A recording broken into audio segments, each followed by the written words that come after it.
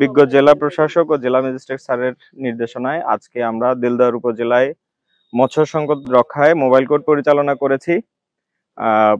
এই mobile court পরিচালনাকালে আমরা বিভিন্ন বিলে স্থাপিত প্রায় 15 থেকে 20টি চায়না দুয়ারি জাল অপসারণ করে বিনষ্ট করা হয়েছে।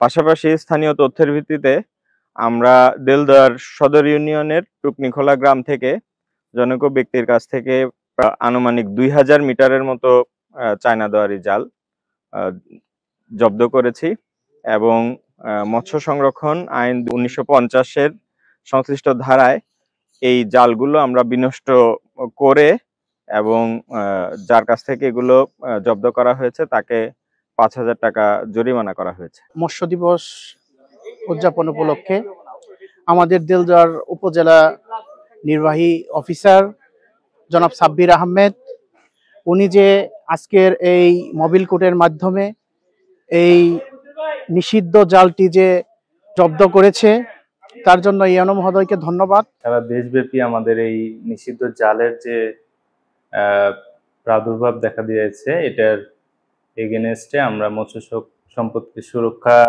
করার জন্য উপজেলা নির্বাহী অফিসার এবং বিজ্ঞ ম্যাজিস্ট্রেটের নেতৃত্বে আজকে দেলদুয়ারের বিভিন্ন স্পটে আমরা মোবাইল কোর্ট এবং অভিযান পরিচালনা করি।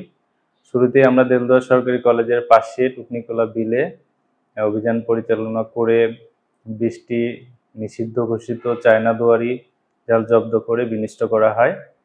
এরপর আমরা গোপন তথ্যের ভিত্তিতে একজন জাল বিক্রেতার গোডাউনে আমরা অভিযান এবং মোবাইল কোর্ট পরিচালনা করা হয় আমাদের টিমে। সেখানে আমরা 113টি চায়না দুয়ারি জাল জব্দ করতে পেরেছি।